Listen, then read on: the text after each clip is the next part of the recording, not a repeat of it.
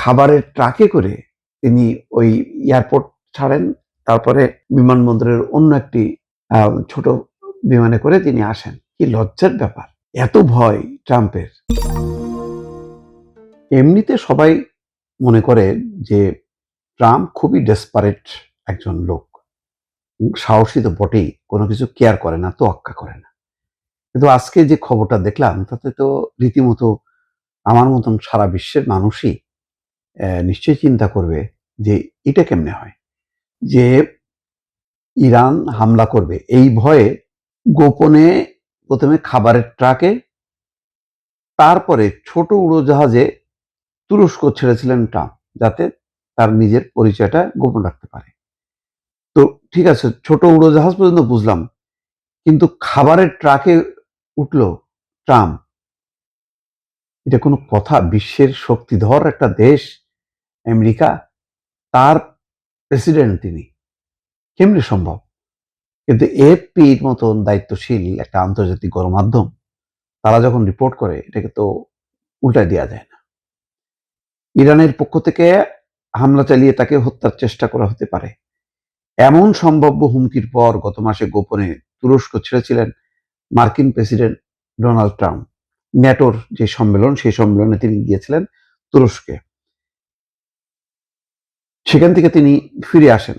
তার যে নির্ধারিত কাতার গভর্নমেন্ট যে তাকে বিলাসবহুল বিমান দিয়েছিলেন, সেই বিমানে তিনি এসছিলেন ওয়াশিংটন থেকে তুরস্কের ইস্তাম্বুলে। কিন্তু তারপরে তিনি চলে গেলেন এইভাবে, কেমনে সম্ভব? তিনি নির্ধারিত এয়ারফোর্স ওয়ানের পরিবর্তে ছোট একটি উড়োজাহাজে করে তুরস্ক ছাড়েন। সোমবার এই খবর প্রকাশ করেছে প্রভাবশালী মার্কিন গণমাধ্যম ওয়াশিংটন পোস্ট। নাম প্রকাশ না করে একজন মার্কিন কর্মকর্তার বরাতে ওয়াশিংটন পোস্ট জানায়, গত 8 জুলাই আঙ্কারায় ট্রাম্প প্রথমে এয়ারফোর্স ওয়ানে ওঠেন। পরে উড়োজাহাজটির সঙ্গে লাগোয়া একটি খাবার সরবরাহের কন্টেইনার ট্রাকে করে চলে যান।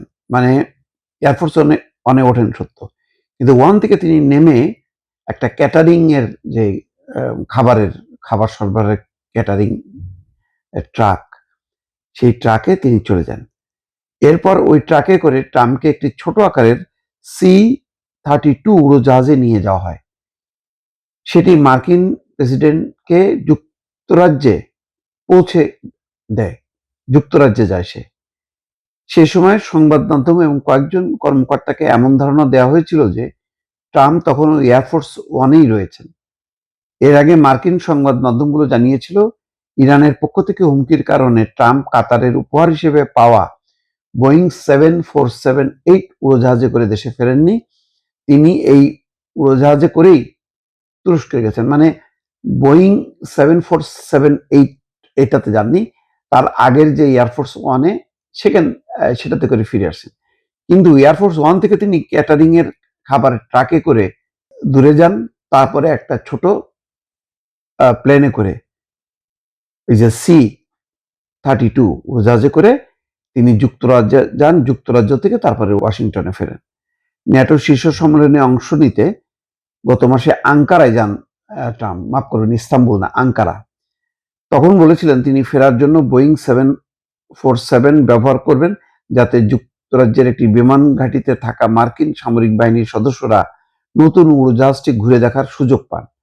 তবে নিউ ইয়র্ক টাইমস সহ বেশ কয়েকটি মার্কিন সংবাদ মাধ্যম জানিয়েছিল, ইরানের মিত্র সশস্ত্র বাহিনীগুলোর পক্ষ থেকে আসা একটি হুমকির কারণেই ট্রাম্পের উড়োজাহাজ পরিবর্তন করতে হয়েছিল। আঙ্কারা থেকে উড্ডয়ন করে পুরনো উড়োজাহাজে থাকা সাংবাদিকদের জানালার পর্দা নামিয়ে রাখতে বলা হয়েছিল, যা সাধারণত শুধু যুদ্ধক্ষেত্র সংলগ্ন এলাকায় অনুসরণ করা হয়। এতে নিরাপত্তা সংক্রান্ত উদ্বেগের সন্দেহ আরো জোরালো হয়। উড়োজাহাজ পরিবর্তনের ঘটনায় কাতারের উপহার দেওয়া উড়োজাহাজটি নিয়ে নতুন করে আলোচনা শুরু হয়েছে। নিউ ইয়র্ক টাইমস বলেছে, আগের এয়ারফোর্স ওয়ানের মতো এতে একই ধরনের নিরাপত্তা ব্যবস্থা নেই, যার মধ্যে ক্ষেপণাস্ত্র ও প্রতিরোধী ব্যবস্থা অন্তর্ভুক্ত। যাই হোক, সবকিছু বাদ দিলাম, তিনি মানে খাবারের ট্রাকে করে তিনি ওই এয়ারপোর্ট ছাড়েন, তারপরে বিমানবন্দরের অন্য একটি ছোট বিমানে করে তিনি আসেন। কি লজ্জার ব্যাপার! এত ভয় ট্রাম্পের।